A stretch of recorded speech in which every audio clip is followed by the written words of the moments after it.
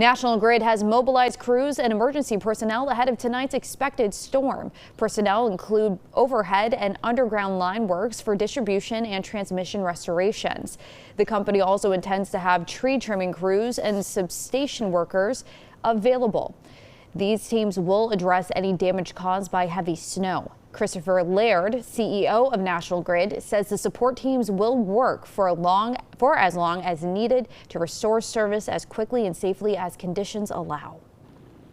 State fire officials are warning the public that with this winter storm coming, the risk of carbon monoxide poisoning increases. Officials say you should keep your vents clear and make sure that your CO alarms are working properly with fresh batteries on hand if the power goes out. They add that heating equipment, generators, and blocked vehicle exhaust can also increase the risk of CO poisoning.